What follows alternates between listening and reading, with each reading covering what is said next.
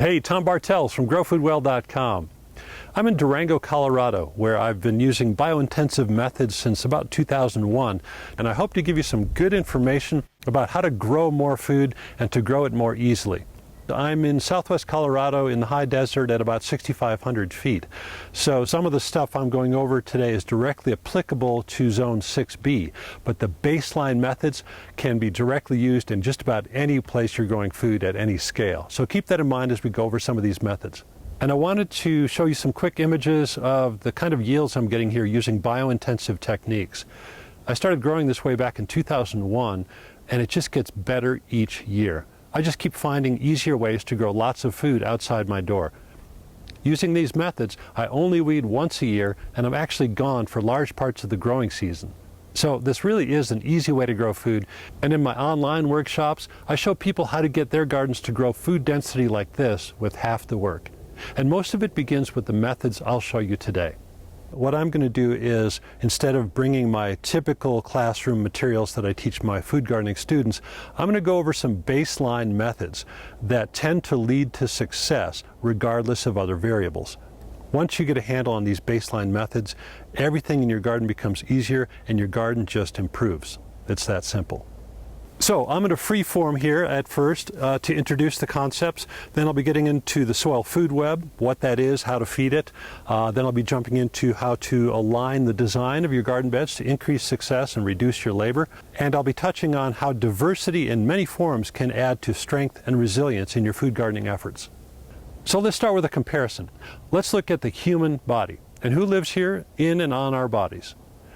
A healthy human body has more non-human microbe cells than human cells living in it and on it by a factor of 10. So there are 10 times as many other cells living in our bodies than human cells.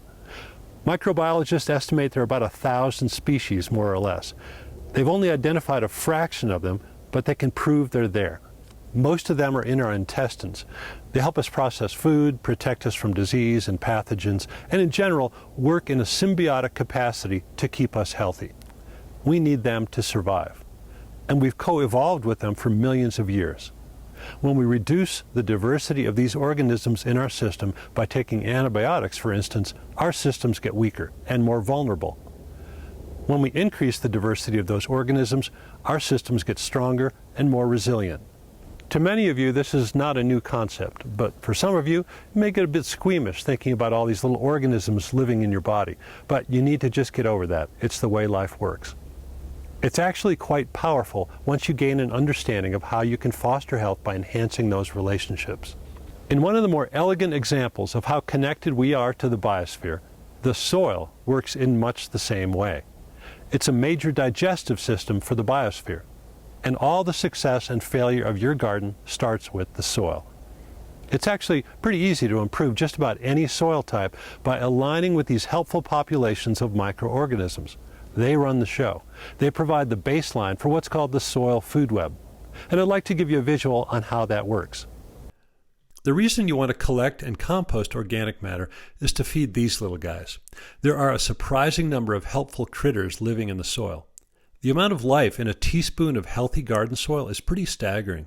And even though organic farmers have known for eons how important it is to return organic matter to the soil, it's only recently with the help of electron microscopes that scientists have been able to figure out what's exactly going on down there. If you feed the soil, it will feed your plants and they will in turn feed you. In that teaspoon of healthy garden soil, there are over 1 billion bacteria and 10,000 different species of microorganisms. Now, scientists have only identified about 3% of the species present.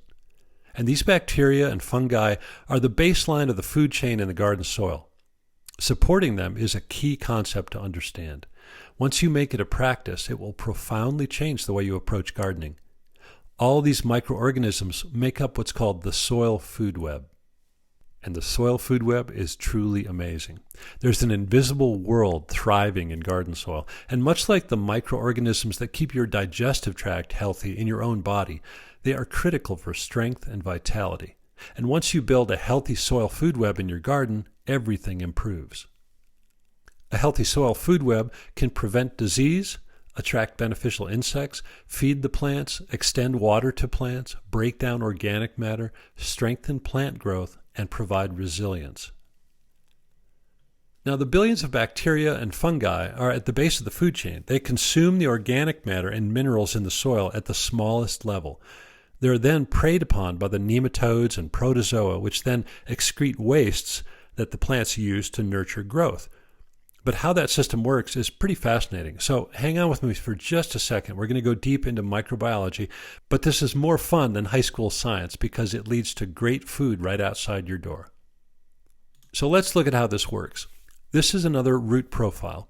The area near all the tips of the roots is called the rhizosphere. Now here's the cool part. The tips of the roots can actually jettison what are called exudates. These are chemical compounds composed of both proteins and carbohydrates in the form of sugars. This sets in motion a chain of events that is nothing short of astounding, to me anyway, and I think it's the single strongest element of my gardening success. So to mention that again, the plant releases these exudates, these sugars and proteins. It's like releasing cookies for the bacteria and fungi, which then flock to the rhizosphere and they eat this sugar and protein mixture. And then, because they're colonizing that area, that attracts the other predators, which are bigger. These are the nematodes and protozoa, which feed off of the bacteria and fungi. Now, the waste products from the nematodes and protozoa and everything else happening in this relationship is excreted, and then the plants use those nutrients to grow. And this party is happening all the time in healthy soil, and all you have to do is add the finished compost to the soil to begin with. The amazing part is when given the right conditions and opportunity, the plants are in control of the process. Their release of exudates varies during the growing season, adjusting to the population type and the numbers of organisms it needs for different nutrients. So it controls what nutrients are generated at any one time down there by corralling all these organisms around their roots. So the plants are the orchestra leaders of this whole system. This is basically how forests work, or grasslands. You don't see anyone running around with liquid fertilizer to keep the plants alive. Forests don't need our help to feed the soil because they drop leaves every season that decompose and feed those organisms. That decaying organic matter keeps the system going. In the case of your veggie garden, you have to create the conditions for this to take place in the first place. You have to align the design of your beds to set up the basic building blocks. You have to initially feed those bacteria in your garden soil, and when you do, you get this. Here's a section of beds in my garden this year. I haven't added any plant food or liquid fertilizer or anything. I just worked the soil once in the spring, added the compost, and let it roll. Once you get these natural systems going, and there are enough populations of bacteria and fungi feeding the baseline of your soil food web, you consistently get robust growth like this. And this. You don't have to worry about micromanaging the soil or worrying about NPK levels of certain plants or beds. If that plant can grow well in your climate conditions, it will, and it will do so with enthusiasm. It really is fun to watch it happen. This is how vegetable plants want to grow if given the proper conditions in the soil. The microbiology works in concert with the plants, and you get resilient growing systems. One note of warning, though. Chemical additives disrupt this balance. When liquid fertilizer is used, the relationships with the soil food web are severed. The plant stops releasing exudates, and the colonies of helpers are reduced. The plants become dependent on you for feeding schedules. So that's more work for you and a weaker plant. So what can you do to create that diversity, make living soil, and feed this system? Compost. It really is the main component in turbocharging your soil. But everyone's situation is different. Different spaces, different constraints. I'll be going over 3 quick categories you can use for different types of composting. I use all 3, but you can choose what basic methods fit your particular situation. You don't have to use them in the same scale or design that I am, but the basic concepts are the same. And if you don't have room for any of these systems, you can still buy compost. Just make sure it's organic. Now, the first type of compost I'd like to talk about is a worm bin and vermicastings or vermiculture. Basically, worms breaking down organic material. This works really well for smaller batch compost. The type of quantities that you get out of your kitchen. I like to use a countertop pail that we just keep in the kitchen for all the scraps that come out during the daily processing of food. And the reason it works really well for worms is as you add this material, they keep breaking it down in layers, and then it gets deeper and deeper. Just 2 of us throughout the year using kitchen scraps in this particular bin generates about 600 pounds of worm castings per year. So I empty it twice a year. I get about 300 pounds per batch.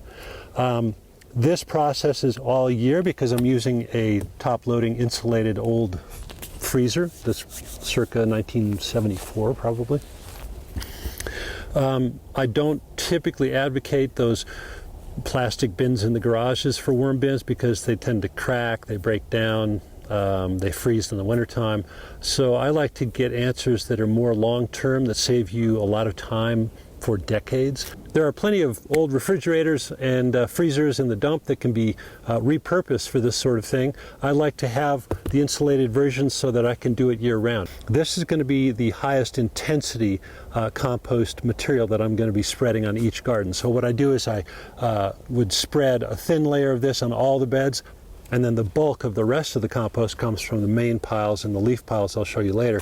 But this, because it's mostly just vegetable matter that breaks down and the worms process it, is very plant available mineral content and lots of good nitrogen in here. So this is going to create, like I said, about 600 pounds of worm castings. And throughout the winter, one of the secrets to this, if you have a worm bin yourself, to keeping this going all winter long and keep it from freezing so these worms keep active, which is what you're looking for, is I create what's called, I call a biofurnace. And it's basically about 4 or 5 gallons of material that I put in the center of the pile once a month during the winter months. And that's a mixture of coffee grounds that are fresh coffee grounds from coffee shops, some chicken manure to add some quick hot material and nitrogen and bacteria, a little bit of soil, and a lot of leaves to add that carbon to get things jump-started so that the bacteria have something to feed on. Within about 4 days, that central biofurnace, if you will, gets up to about 110 degrees or so. That is too hot for worms, but this temperature gradient goes throughout this bin. So it might be about 110 in the middle, but then it transitions to about 60 degrees on the edges. So these worms will actually migrate through this pile to find their sweet spot, which is what you want because they're basically grazing through the pile and processing that all that material throughout the winter months. That's how I get an entire bin that's processed each spring, which is when you want that fresh compost.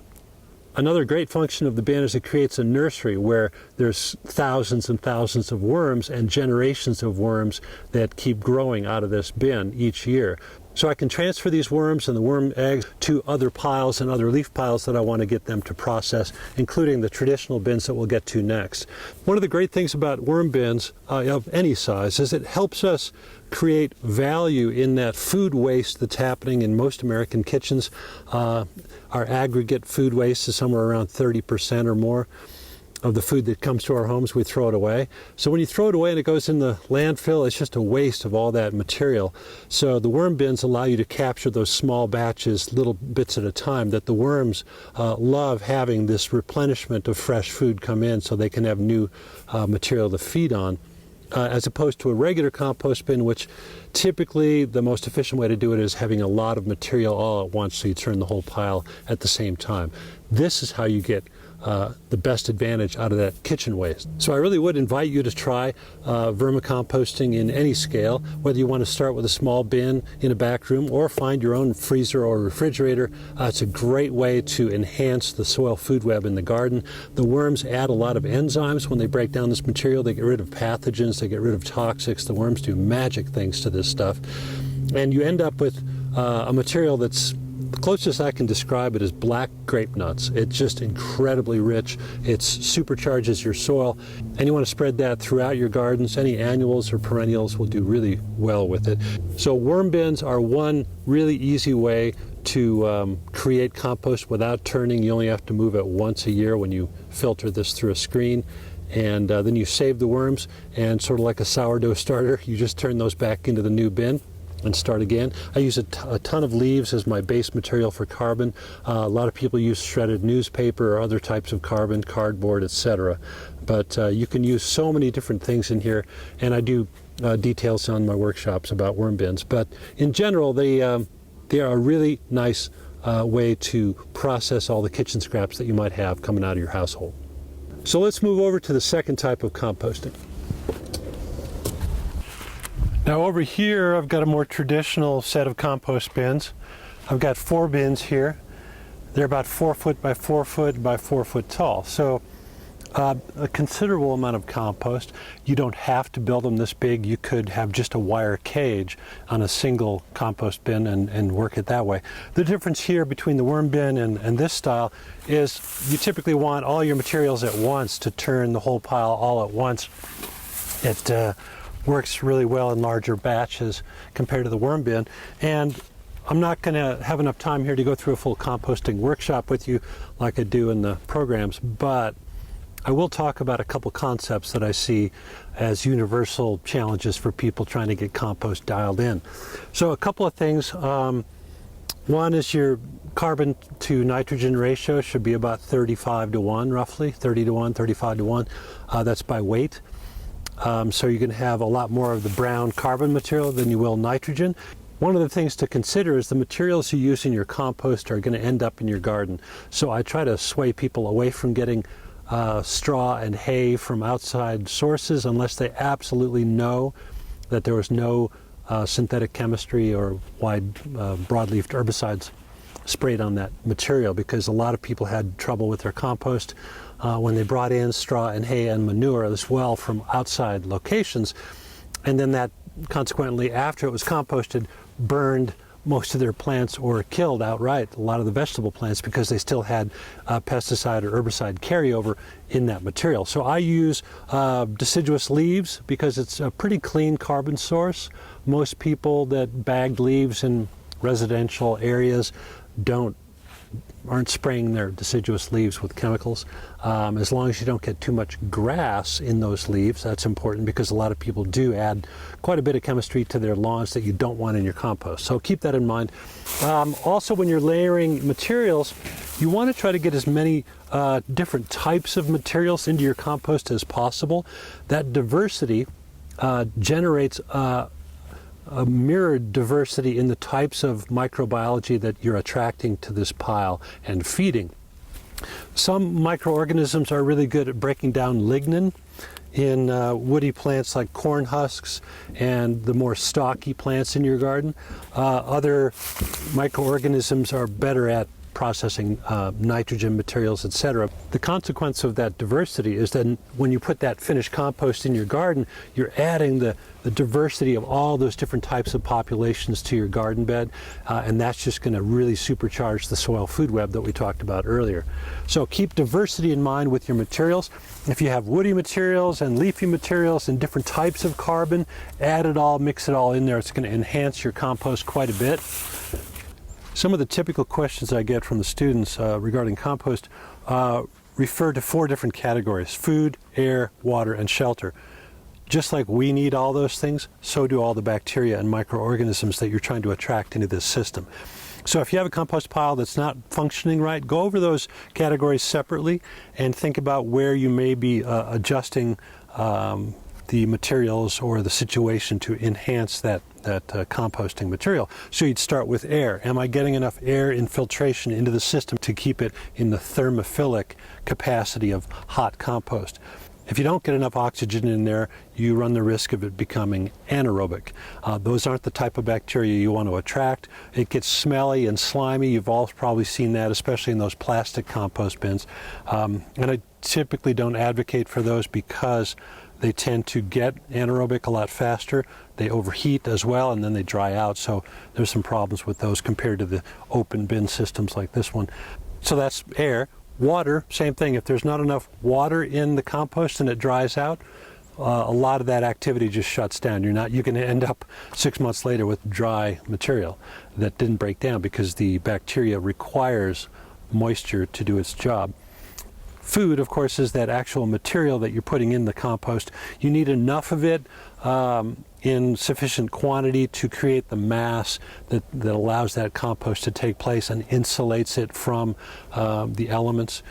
So you want to make it at least 4 by 4 by 4 is what I typically would inspire people to design their bins around that basic scale. And then shelter, you want to make sure that you have a cover. I usually put burlap once the pile is set and it's got enough moisture on it to create like a wrung out sponge type of feeling to it. Shouldn't be dripping and saturated, but it should have quite a bit of moisture in there. And then I typically will use burlap to cover a fresh compost pile. That just keeps that moisture in and adds one more layer to hold that moisture in. And then I typically will put my pro panel or some plywood or something on top of the entire bin to keep the weather out so that it doesn't get oversaturated if it's snowing or raining. That's how you control what's happening in that little micro universe that you're creating for this bacteria. Now, out of these 4 bins, I'll end up generating about 25 wheelbarrow loads of finished compost twice a year. So I'll turn these piles twice during the course of an entire year. And a neat secret is the way I've been composting in the winter now is I don't turn these piles anymore. I used to do the traditional 3 turns on each pile once every 3 weeks or so, which is typically the case when you reconstitute the compost back into the center and the unfinished compost and turn the entire pile. So you'll get those 3 bell curves of when it heats up and then the heat dissipates over about 3 weeks. You turn it, it goes up again, and then the 3rd turn, it's usually a smaller heat peak, and then it drops off again. That requires a fair amount of labor, and I'm always looking for ways to reduce labor. So what I do now is I take worms, my red wrigglers from the worm bin. I add these to a finished layered compost right when I set it up. So last fall, when I saturated all this, got it all ready, layered it out, it was ready, it was heating up already. I threw in thousands of worms into these 4 bins and I let them go. They will process this entire 4 bin system over the course of the winter. So not only is it composting in the traditional sense, but those worms are migrating again to their sweet spots depending on heat and what temperature gradient is happening throughout the winter in these piles. And then by spring, I've got about 20 wheelbarrow loads of worm castings. So it's mixed with compost, but what happens here is it eliminates the need for me to come in and be turning these piles all the time. So the worms do the work for me. They're actually adding enzymatic properties that help condition soil. There's a lot of benefits to it. So these 2 systems work together pretty well now that I've been adding worms to this system and I don't have to turn it by hand.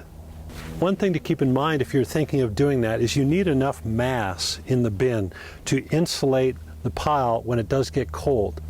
At some point, this pile heated up initially to about 145 or so, and then it starts dissipating over the course of the winter, of course, but it never froze.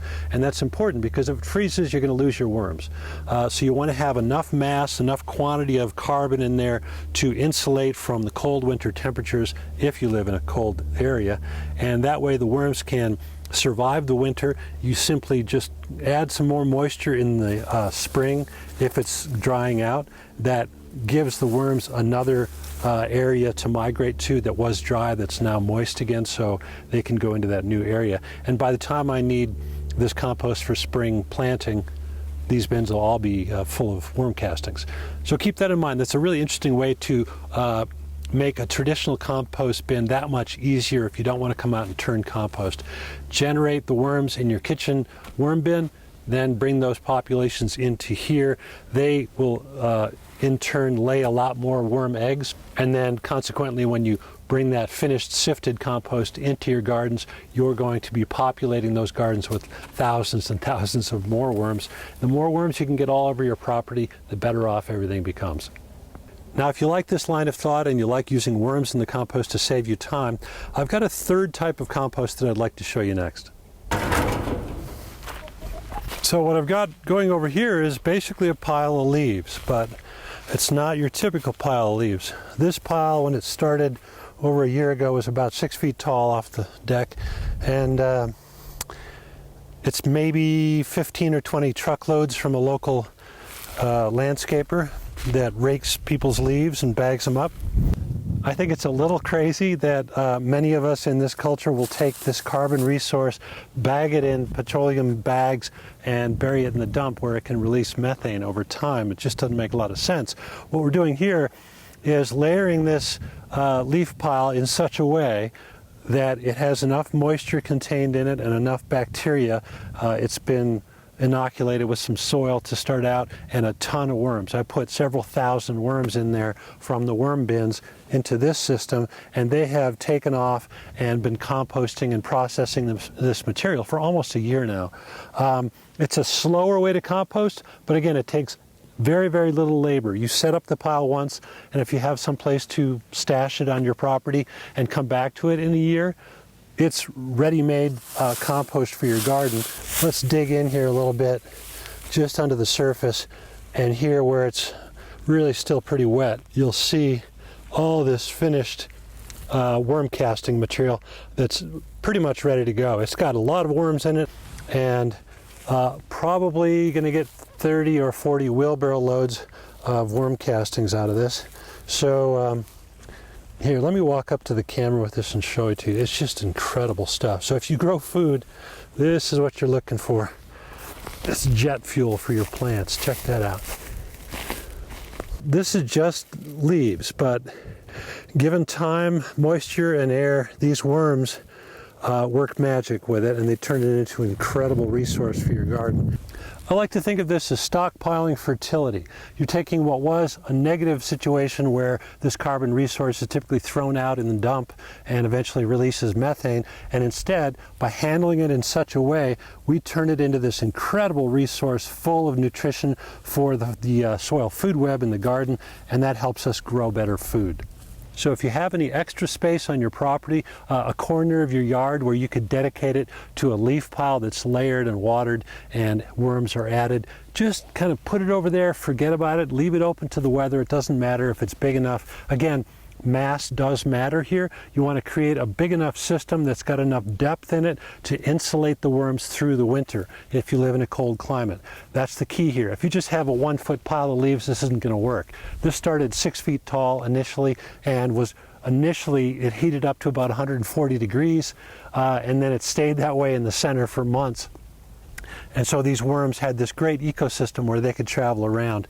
That's an important component of how this pile was made. Has to be big enough. So you need a little bit of space, but what's really nice is once you dedicate that pile to that location, in about a year, year and a half, you'll have this incredible fertility just sitting there.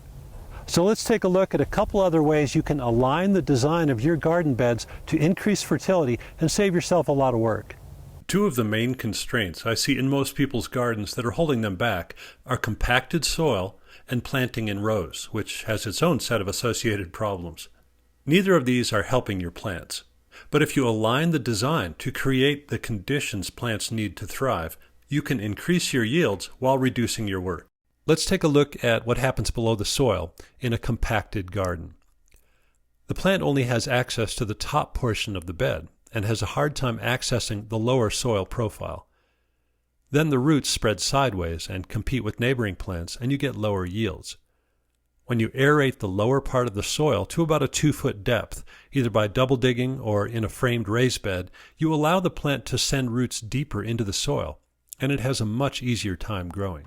Here's a side view of a bed with the same problem. There's about 8 inches of soil, and then everything below it is compacted. So the plant roots will hit the compacted soil looking for resources and spend energy trying to fight through it and eventually grow laterally and compete against each other. All of this stunts the vegetative growth during the season.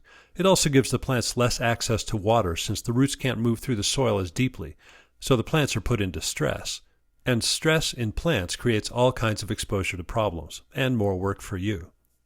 When a bed is deeply worked, to a depth of 2 feet, and amended with compost, the plants have a much easier time getting the resources they need and consequently compete with each other less and grow faster during the season.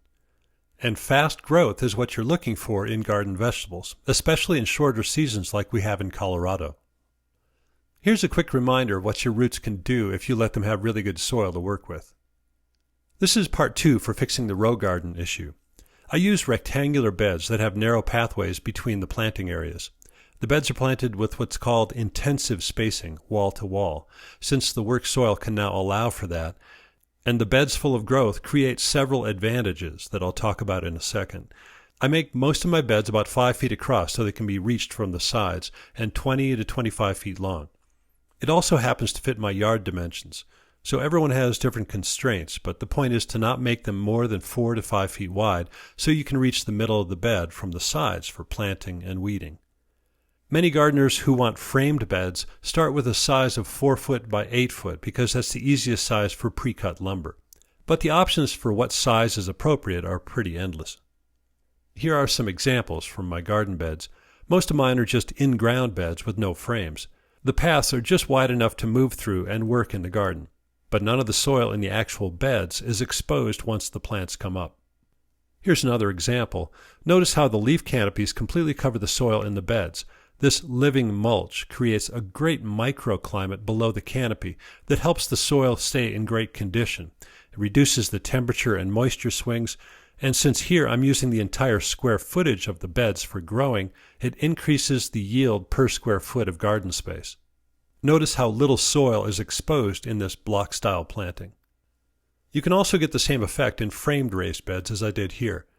The same rules apply in that the soil is worked to a 2-foot depth and amended with compost so that this kind of intensive planting can be supported. Another key benefit here when combined with a healthy soil food web is that the microorganisms that are feeding off the plant exudates surround the roots and protect those plants from pathogens. It's nature's own pesticide. The same goes for attracting as much insect diversity above ground. Since the vast majority of insects are beneficial to the garden, the pests are kept in check by all the beneficial insects. Once you get this kind of diversity into the system, there's little need for any intervention since most pests and disease problems are minimized. Choosing a diverse mix of plants also adds to the stability of this backyard ecosystem. And there are many ways to do that, but we simply don't have time for that today. If you want to learn more about this and a host of other organic methods, I'm offering a major discount on my online gardening workshop just for the participants on the workshop today. In the workshop, you get to watch over my shoulder as I guide you step by step so you can learn how to grow intense amounts of food in small spaces using natural systems that reduce your labor. So if you want to get a deeper understanding on how to grow more organic food successfully and more easily, click the link and I'll see you on the inside. Thanks for listening today, and I hope you got some good ideas to use in your own garden. Now get out there and grow some food.